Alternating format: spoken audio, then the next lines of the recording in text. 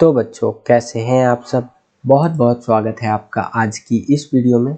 आज की इस वीडियो में हम देखने वाले हैं बच्चों क्लास 12th का सोशियोलॉजी यानी कि समाज शास्त्र का ये एक प्रैक्टिस पेपर होने वाला है।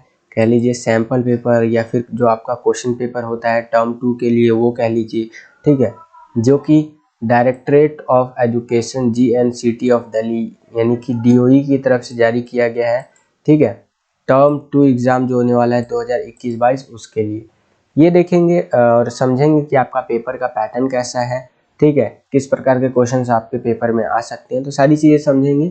आपके टर्म 2 के लिए ये वीडियो बहुत ज़्यादा इंपॉर्टेंट होने वाला है। तो चलिए वीडियो को शुरू करते हैं। जो आपका सोशियोलॉजी का पेपर होगा इस बारी वो 2 घंटे का होने वाला है और 40 नंबर का ये पेपर होने वाला है, ध्यान रखिएगा। अब हम बात कर लेते हैं सामान्य निर्देश की यानी कि जनरल इंस्ट्रक्शंस की। अगर आप जनरल इंस्ट्रक्शंस पढ़ते हैं जो कि बहुत ज़रूरी होता है पढ़ना, तो उससे क्या होता है कि आपको एक मोटा मोटा आइडिया लग जाता है कि आपका पेपर जो है वो उसका पैटर्न कैसा होने वाला है, कितने नंबर के क्वेश्चंस वगैरह आने वाले हैं। ठीक है, तो सामान्य निर्देश पढ़ते हैं। देखिए पहले पॉइंट में बताया गया है कि इस प्रश्न पत्र में टोटल 14 क्वेश्चन है, 14 प्रश्न है, सभी प्रश्न अनिवार्य है। ठीक है, उसके बाद बताया गया है कि सेक्शन ए यानी खंड ए जो होने वाला है उसके अंदर 1 से लेके 2 यानी कि टोटल 2 क्वेश्चन होंगे, 1 अंक के स्रोत आधारित होंगे और इनका उत्तर जो है 10 से 15 शब्दों से अधिक नहीं होना चाहिए। ठीक है ना, तो 10-15 शब्दों से अधिक इनका उत्तर नहीं होना चाहिए। आंसर ज़्यादा से ज़्यादा 10 से 15 वर्ड्स में आपको ही लिखना है। उसके बाद बात कर रहे हैं सेक्शन बी की, खंड बी की, जिसके अंदर प्रश्न संख्या 3 से लेकर 9 तक जो है आपका ये खंड बी के अंदर आएगा। ये 2 अंक के प्रश्न होने वाले हैं इसके अंदर। ठीक है, 2-2 नंबर के क्वेश्चन होंगे और इसके अंदर आपको 30 शब्दों से अधिक जो है नहीं लिखना है एक क्वेश्चन में। ठीक है, यहाँ सेक्शन ए में अगर आप बात करें तो 1 से 2 1 अंक के प्रश्न थे यानी कि 2 क्वेश्चन होंगे 1-1 नंबर के। और सेक्शन बी में आपका 3 से लेकर 9 तक आपका 2-2 नंबर का क्वेश्चन होगा जो कि आपको 30 शब्दों से अधिक नहीं लिखना है एक क्वेश्चन का आंसर। सेक्शन सी की अगर हम बात करें तो इसमें बताया गया है कि ये होने वाला है आपका क्वेश्चन नंबर 10वें से लेकर 12वें तक। ये 4 नंबर के प्रश्न होंगे, ये 4-4 नंबर के प्रश्न होंगे। ठीक है, और इन प्रश्नों का उत्तर यानी इन क्वेश्चंस का आंसर आपको 80 शब्दों से अधिक में नहीं देना है, यानी कि टोटल 80 शब्दों में आंसर देना है आपको। उसके बाद बताया गया है कि खंड डी यानी कि सेक्शन डी में आपका प्रश्न संख्या 13 और 14 है जो कि 6 अंकों का होने वाला है। ठीक है, 6 नंबर का क्वेश्चन जो है 13वां और 14वां वाला होगा और इसका उत्तर आपको 200 शब्दों से अधिक में नहीं देना है। ठीक है, तो इस तरह से ये जनरल इंस्ट्रक्शंस आपके सामने रहा। अब चलते हैं हम लोग सेक्शन ए की तरफ। तो सेक्शन ए में देखिए ये आपका पूरा बताया गया है, एक तरह का स्रोत है ये, और बोला गया है कि इस स्रोत के आधार पर निम्नलिखित प्रश्न का उत्तर आपको देना है 1 नंबर का। तो स्रोत को हम लोग नहीं पढ़ेंगे, डायरेक्ट क्वेश्चन आंसर देखेंगे। ठीक है, तो स्रोत में क्या बोल रहा है कि ब्रिटिश शासन के समय किस वर्ग को ज़्यादा फायदा मिला था। तो ब्रिटिश शासन के समय जो थे वो उच्च वर्ग के जो लोग होते थे यानी जमींदार टाइप के जो लोग होते थे उनको ज़्यादा फायदा मिलता था। ठीक है ना, तो ये ध्यान रखिएगा। तो 1 नंबर में बस आपको इतना ही लिखना है। उसके बाद आ गए हम लोग दूसरे क्वेश्चन पे। तो ये भी आपका स्रोत आधारित है। ठीक है, तो यहाँ पर ये स्रोत के आधार पर ये दिया हुआ है, इसको पढ़ करके आपको उत्तर देना है। तो इन स्रोतों के आधार पर आप किस प्रकार के सांस्कृतिक परिवर्तन के बारे में समझते हैं। ठीक है ना, तो ये स्रोत के आधार पर आपको बताना है। तो वो है पश्चिमीकरण। आपको पता है आज के टाइम पे अमेरिकन कल्चर वगैरह को ज़्यादा प्रेफर किया जाता है और इस स्रोत में भी वही चीज़ें आपको यहाँ पर देखने को मिलेंगी। ठीक है ना, विश्वविद्यालय, बिजनेस मैनेजमेंट वगैरह ये सब। ठीक है, तो ये पश्चिमीकरण के बारे में आपको यहाँ पर देखने को मिलेगा। अब हम लोग आ गए बच्चों सेक्शन बी, खंड बी के अंदर। ठीक है, इसमें जो क्वेश्चन है ये 2 नंबर का क्वेश्चन है कि ये क्वेश्चन है आपके सामने कि उपयुक्त अनुच्छेद के आधार पर निम्नलिखित प्रश्नों को उत्तर देने हैं। ये जो चीज़ें यहाँ पर दी हुई है कि जैसे कि अधिकतम ग्रामीण जनसंख्या के लिए कृषि जीविका का एकमात्र महत्वपूर्ण स्रोत यह साधन है। भारत की बात कर रहा है, लेकिन ग्रामीण सिर्फ कृषि नहीं है। ठीक है ना, लेकिन ग्रामीण सिर्फ कृषि नहीं है, बहुत से ऐसे क्रियाकलाप है जो कृषि और ग्रामीण जीवन की मदद के लिए और ग्रामीण भारत में लोगों की जीविका के स्रोत है। तो इसके आधार पर आपको निम्नलिखित प्रश्नों को उत्तर देना है। पहला है ग्रामीण आजीविका का मुख्य साधन क्या है। ठीक है, तो इसका उत्तर है कृषि या खेती। ठीक है, यानी कि जो हमारा कह सकते हैं what is the main means of rural livelihood, ठीक है ना। कहने का मतलब यह है कि ग्रामीण आजीविका जो है, गांव में जो लोग रहते हैं तो उनका मुख्य साधन क्या है पैसा कमाने का, खाने पीने का। तो एक गांव के आदमी के लिए खेती वगैरह, कृषि वगैरह यही मुख्य साधन होता है। उसके बाद बोल रहा है कि गांव में लोग कृषि के अलावा कौन कौन से काम करते हैं, ठीक है। तो कुम्हार का काम करते हैं, जुलही का, लोहार वगैरह का काम करते हैं, सुनार वगैरह का, ज्योतिषी वगैरह का, पुजारी वगैरह का, ये सब काम करते हैं, ठीक है, गांव के अंदर लोग ज़्यादातर। उसके बाद ये पूरा एक दिया गया है, इसके आधार पर बोला गया है कि उपयुक्त अनुच्छेद के आधार पर निम्नलिखित प्रश्न को उत्तर दीजिए, ठीक है। तो क्या है आपका, दुकानों और रेस्टोरों के खुलने के समय में बदलाव किस कारण से हुआ है, ठीक है ना। तो ये आपको बताना है। तो वो हुआ है आपका आईटी कंपनियों और कॉल सेंटर के कारण, ठीक है। ये जो आपका अनुच्छेद दिया गया है ना इतना, इसके आधार पर बता रहा हूँ कि मतलब रेस्टोरेंट वगैरह ने भी अपने खुलने का समय बदल दिया है, इसलिए दुकानों और रेस्टोरेंट के खुलने का जो समय है, ठीक है, इन्होंने अपना बदल दिया है। वही चीज़ है कि यहाँ पर एक बार पढ़ लेते हैं इसको कि इन कार्य घंटों के परिणाम स्वरूप बंगलोर, हैदराबाद और गुड़गांव जैसे स्थान पर जहां बहुत सी आईटी कंपनियां और कॉल सेंटर हैं, दुकानों और रेस्टोरेंटों ने भी अपनी खुलने का समय बदल दिया है, देरी से खुलने लगे हैं। अगर पति पत्नी दोनों नौकरी करते हैं तो बच्चे को शिशु पालन गृह में छोड़ दिया जाता है। संयुक्त परिवार जो कि लुप्त प्राय हो गए थे, ये भी औद्योगिकीकरण के कारण फिर से बनने लगे हैं। तो इस तरह से यहाँ पर क्वेश्चन कह रहा हूँ, इस तरह से यह पूरा आपका अनुच्छेद है, ठीक है। और इसके आधार पर आपको बताना है कि दुकानों और जो है कि रेस्टोरेंट ने अपने खुलने का समय क्यों बदल दिया है। तो उसका कारण वही है आपका आईटी कंपनी और कॉल सेंटर के कारण, ठीक है। उसके बाद अगला क्वेश्चन है कि इस गद्यांश के आधार पर आप भारतीय परिवार व्यवस्था में किस प्रकार के बदलाव को अनुभव करते हैं, ठीक है। तो वो भी आपको देखने को मिला। यहाँ पर आप देख सकते हैं संयुक्त परिवार की आवश्यकता जो है महसूस करते हैं, जिसमें सब मिलजुल करके रहते हैं। ऐसी परिवार आजकल खत्म होते जा रहे हैं, ठीक है। अगला क्वेश्चन है, पांचवा क्वेश्चन, कि हड़ताल से कामगारों को किस या किन समस्याओं का सामना करना पड़ता है, उदाहरण के साथ आपको वर्णन करना है। हड़ताल जब होती है, ठीक है, तो किस प्रकार की समस्याएं आ जाती हैं। What are the problem faced by workers due to strike? Elaborate with an example, ठीक है ना। तो आपको बताना है। तो कुछ ऐसे एग्जाम्पल्स आपसे लिख सकते हैं, जैसे कि वेतन नहीं मिलना, जीवन यापन की समस्या आने लग जाती है, खाने पीने की कमी होने लग जाती है हड़ताल के कारण, बच्चों की शिक्षा बंद हो जाना, ठीक है ना, या अन्य रोजगार की तलाश, गांव की ओर पलायन हो जाता है। आपने कोविड के टाइम पे ये सारी चीज़ें, बहुत सारी चीज़ें देखी होगी। उसके बाद अगला क्वेश्चन है, ये दो नंबर के क्वेश्चन है, ध्यान रखिएगा। अगला क्वेश्चन है कि बेनामी बदल क्यों किया जाता है, ठीक है। तो आपको बताना है कि बेनामी बदल क्यों किया जाता है। तो इसका उत्तर है कि हदबंदी अधिनियम के प्रावधानों से बचने के लिए बड़े किसानों के पास अधिक जमीनें होती है और सरकार ने जमीन रखने की सीमा तय की है। इससे बचने के लिए ये लोग अपनी भूमि का विभाजन रिश्तेदारों और अन्य लोगों के बीच जो है सो कि प्रस्तुत वास्तव में अधिकार भूस्वामी का होता है, ठीक है ना।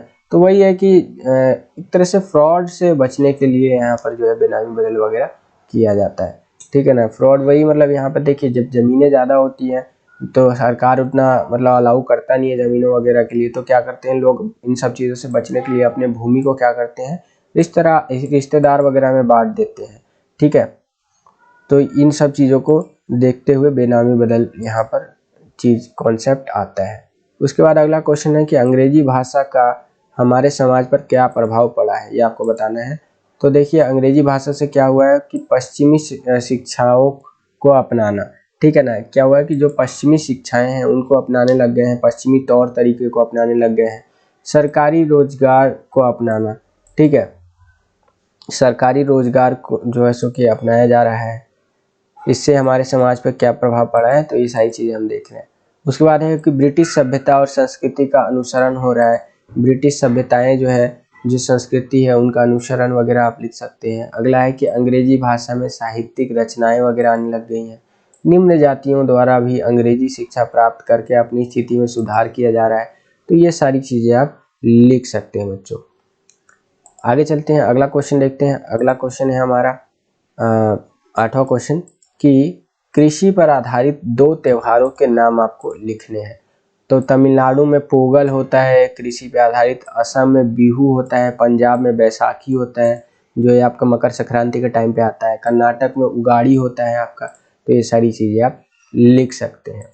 आगे चलते हैं, अगला है इसी में 8वां में दे रखा है कि रैयतवाड़ी प्रथा में किसान की भूमिका किस प्रकार की होती है, वो आपको बताना है। तो देखिए, किसान जो है किसान द्वारा सीधा सरकार को जमा कराना, ठीक है,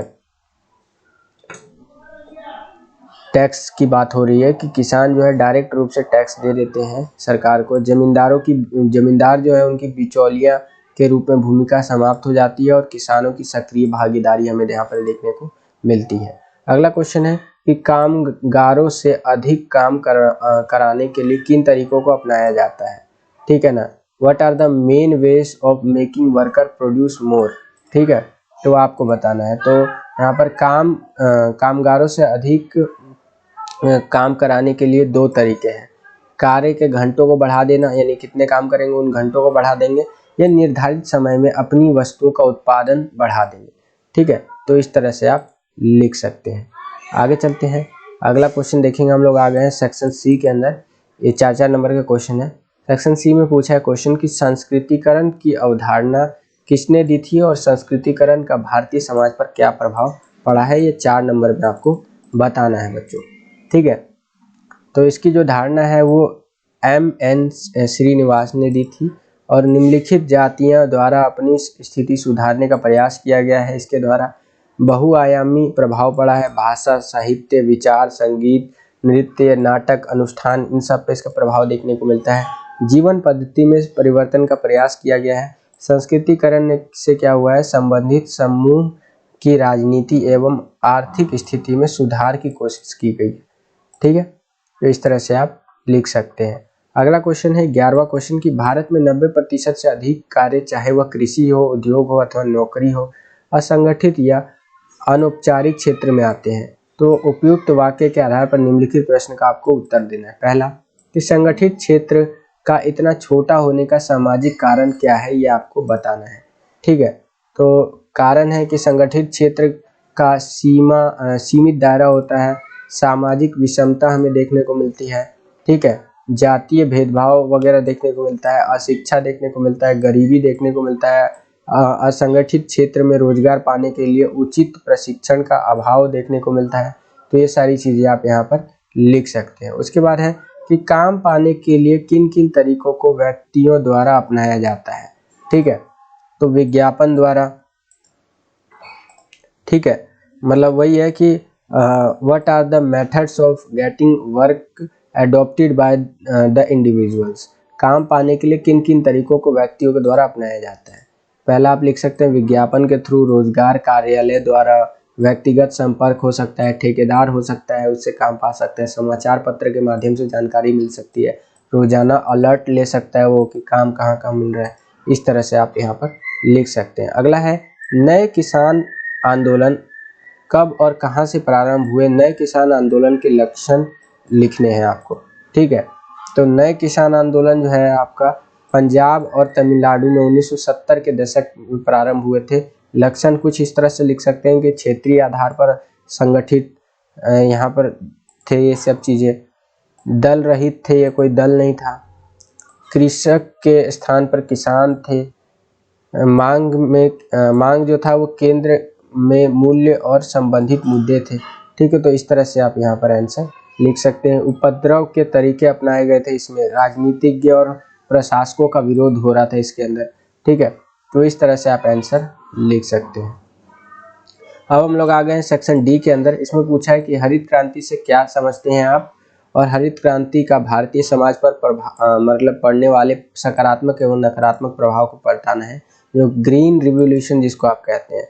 तो 1960 और 70 के दशक में कृषि आधुनिकीकरण का सरकारी कार्यक्रम था ये हरित क्रांति। आर्थिक सहायता के लिए इसमें बहुत सारी चीजें की गई थी। अंतर्राष्ट्रीय संस्थाओं के द्वारा अधिक उत्पादन वाले संकर बीजों के साथ कीटनाशक का प्रयोग किया गया था, यानी कीटनाशक वगैरह बीज सब दिए गए थे कि भाई ऐसे भी करके उत्पादन को बढ़ाओ। सकारात्मक पॉइंट की अगर हम बात करें हरित क्रांति में, तो गेहूं और चावल का उत्पादन हमें देखने को मिला था, ज़्यादा से ज़्यादा हुआ इस टाइम पे। एक टाइम पे जो गेहूं हम आयात करते थे अमेरिका से, अब हम एक्सपोर्टर बन चुके हैं, दूसरे देशों को बेचते हैं। आज के टाइम पे भी गेहूं की शॉर्टेज है यूक्रेन और रशिया वॉर को लेकर के, लेकिन आज के टाइम पे भी हम गेहूं बेचते हैं दूसरे देशों को, इतनी क्षमता आ गई है हरित क्रांति से। और भी बहुत सारे कारण हैं। भारत खाद्यान्न के मामले में आत्मनिर्भर और अग्रसर हो गया है। नई तकनीकों द्वारा क्या हुआ, कृषि में जो उत्पादन था वो बढ़ा, ज़्यादा से ज़्यादा फसलें उगने लग गई। कृषि के नवीनतम तकनीक के बारे में किसानों को अधिक जानकारी मिली। कृषि मजदूरों की मांग में वृद्धि हमें यहाँ पर देखने को मिली। नकारात्मक क्या प्रभाव पड़ा कि केवल मध्य एवं बड़े किसानों को फायदा हुआ, या ये कह लीजिए केवल बड़े किसानों को ज़्यादा फायदा हुआ, जैसे पंजाब और पश्चिमी उत्तर प्रदेश के किसान, हरियाणा, पंजाब और पश्चिमी उत्तर प्रदेश के किसान। उसके बाद है बढ़ती कीमतों और भुगतान के तरीकों के कारण कृषि श्रमिकों की आर्थिक स्थिति में हमें यहाँ पर गिरावट वगैरह देखने को मिला है। ठीक है, और भी कुछ पॉइंट है यहाँ पर आप देख सकते हैं। आगे चलते हैं, अगला क्वेश्चन देखते हैं। इसी में अथवा दे रखा है कि ग्रामीण क्षेत्र में जाति और वर्ग के संबंध बड़े जटिल होते हैं। इस कथन की आलोचनात्मक व्याख्या आपको करनी है। ठीक है, तो चलिए कर देते हैं। पहला है, कृषि समाज को उसकी वर्ग संरचना से पहचाना जाता है, जाति व्यवस्था द्वारा संरक्षित है। ठीक है, जाति और वर्ग के जटिल संबंध देखने को मिलते हैं। संबंध में स्पष्टता का अभाव रहता है सबसे ज़्यादा। अच्छी जमीनों और अच्छा संसाधन वगैरह यहाँ से चीज़ें लिख सकते हैं आप। उच्च और मध्य जातियों के पास शक्तियों का विशेषाधिकार होता है। निम्न वर्ग के पास कई तरह के अत्याचार होते हैं जो निम्न वर्ग के लोग होते हैं। ठीक है, तो यहाँ पर ये लिख सकते हैं आप। उसके बाद आगे चलते हैं हम थोड़ा सा। अगला आप लिख सकते हैं कि किसी क्षेत्र में प्रबल जाति के रूप में जिनकी संख्या और प्रभाव अधिक है, उनकी एक क्षेत्र में विशेष महत्वपूर्ण भूमिका होती है। अगर किसी क्षेत्र में किसी जाति का ज़्यादा संख्या है तो वहाँ पर दबदबा देखने को मिलता है उसका। एक तरह से भूमि सुधार कानूनों के द्वारा जातिगत एवं वर्गगत असमानताओं को दूर करने का प्रयास जो है किया जाता है। ठीक है, ये सारी चीज़ें आप लिख सकते हैं बच्चों। आगे चलते हैं, 14वां क्वेश्चन देखेंगे अब हम। तो 14वां क्वेश्चन देखिए क्या पूछ रहा है कि सामाजिक आंदोलनों से आप क्या समझते हैं। सामाजिक आंदोलनों के लक्षणों का जो है वर्णन आपको करना है। तो सामाजिक आंदोलन सामाजिक स्तर पर होने वाले आंदोलन होते हैं जो कि सामाजिक समूह द्वारा गतिविधि का संचालन, समाज के एक वर्ग विशेष समूह की सक्रिय भागीदारी देखने को मिलती है। समाज के एक वर्ग की भागीदारी देखने को मिलती है। कुछ लक्षणों की अगर हम बात करें तो लंबे समय तक निरंतर सामूहिक गतिविधियां देखने को मिलती है। इस प्रकार की गतिविधि प्राय राज्य के विरुद्ध तय तथा राज्य की नीति का व्यवहार में परिवर्तन की मांग के लिए संगठन, नेतृत्व एवं सामाजिक संरचना वगैरह देखने को मिलती है। आंदोलनकारी समूहों के बीच पारस्परिक संबंध देखने को मिलता है। उद्देश्य तथा विचारधाराओं की समानता देखने को मिलती है। प्रायः कहा जा सकता है किसी जनहित के मामले में परिवर्तन लाने के उद्देश्य से सामाजिक परिवर्तन लाने या परिवर्तन को रोकने के लिए दिशा में प्रयास किया जाता है यहाँ पर। ठीक है, तो ये था आपका बच्चों इस क्वेश्चन का आंसर की के अकॉर्डिंग। ठीक है, तो बस बच्चों यही था आज का ये वीडियो। आई होप कि आपको ये वीडियो पसंद आया होगा। अगर आपको ये वीडियो पसंद आया तो लाइक कीजिए इस वीडियो को। अगर आप हमारे चैनल पर नए आ गए और हमारे चैनल को सब्सक्राइब नहीं किया तो सब्सक्राइब कर दीजिए। मिलता हूँ आपसे अगली वीडियो में, तब तक के लिए खुश रहिए, खुश रखिए सभी को। जय हिंद, वंदे मातरम।